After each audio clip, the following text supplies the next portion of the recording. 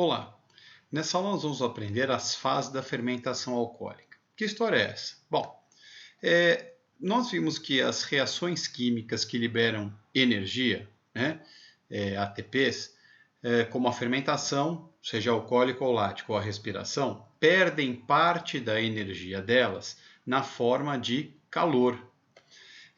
O calor que sai da reação pode ser tão grande que chega a queimar a célula. Então, se todas as células de um organismo quebrassem a molécula de glicose de uma vez só, liberando a energia de uma vez só, muito provavelmente as células queimariam, o organismo inteiro queimaria. Então, embora a gente represente simplificadamente a reação da respiração, da fermentação e tal, elas são reações que têm várias fases, várias etapas para ocorrer, para que a energia seja liberada aos poucos, e, portanto, o calor também seja liberado aos poucos. Então, o que nós vamos estudar agora são justamente essas fases da fermentação. Então, a primeira coisa que eu gostaria de mostrar é o seguinte: nós vamos representar toda essa molécula de carbono, de glicose, apenas pelo número de carbonos, que são 6. Então, essa molécula passará a ser representada a partir de agora dessa maneira, 6 carbonos. O que significa isso? Que eu joguei fora o hidrogênio e o oxigênio? Claro que não. É uma representação. Então, aqui constam os carbonos, hidrogênios e oxigênios, todos aqui nessa molécula. Representaremos as moléculas de álcool etílico apenas pelo número de carbonos. Então, essa molécula será a molécula de 2 carbonos. Tá? Então, assim, representaremos a fermentação. Então, vamos a ela. Inicialmente, a molécula de glicose, que é a molécula de 6 carbonos, vai reagir na ausência de oxigênio, porque estamos falando de uma fermentação, que é uma reação anaeróbica. Ela será inicialmente quebrada em 2 moléculas de 3 carbonos cada uma, 2 moléculas de 3 carbonos, como se a glicose fosse quebrada ao meio. Essas 2 moléculas são chamadas de moléculas de ácido pirúvico, ou piruvato, ácido pirúvico ou piruvato.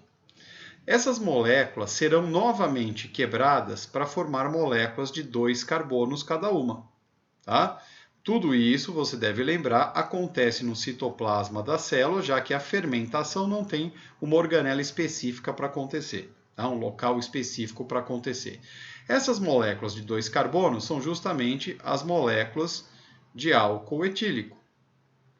Álcool etílico ou etanol, formados então na fermentação. Só que espera um pouquinho, se essa molécula tem 3 carbonos, ela não pode virar uma de 2 carbonos do nada. Ela tem que perder o carbono, e o carbono vai sair daqui na forma de CO2. Você falou, ei, peraí, como o CO2 se aqui só tem carbonos? Lembra? A gente está fazendo uma representação. Então, nessa molécula de 3 carbonos, existe carbono, hidrogênio e oxigênio, por isso sai gás carbônico. Ao mesmo tempo, do lado direito também sai gás carbônico. Então, o que nós temos no final? 2 moléculas de álcool e 2 moléculas de gás carbônico. Não é isso que forma na fermentação? 2 moléculas de álcool e 2 de gás carbônico. Tá? Como a reação toda ocorreu em fases, a primeira fase e a segunda fase, a energia liberada é liberada aos poucos, não havendo prejuízo para a célula, porque o calor também é liberado aos poucos. É importante salientar que esse processo como um todo gasta 2 ATPs para acontecer, porque afinal, para quebrar a molécula, gasta energia. Então, inicialmente, nós temos um saldo aqui de menos 2 ATPs. A célula gastou 2 ATPs, forneceu para a reação 2 ATPs. Mas quando a reação termina, essas quebras todas liberam 4 ATPs de energia. Então, aqui é um saldo positivo, um número positivo de ATPs.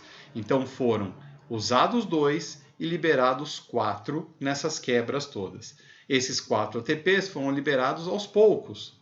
O calor, junto deles, foi liberado aos poucos. Então, a célula consegue liberar energia sem superaquecer. Como é que fica a nossa conta final? Então, veja só. Se foram gastos 2 ATPs, então menos 2 ATPs, mas foram gerados 4 ATPs, Então, essa reação química ela vai ter um saldo, né, de 2 ATPs.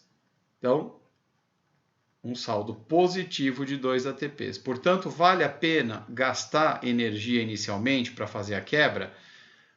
Sim, por quê? Porque a energia gerada é maior do que a gasta. Então, tem sobra de energia para a célula utilizar no metabolismo, no metabolismo qualquer, né? No trabalho celular que ela vai realizar. Certo? Então, essa é a fermentação alcoólica.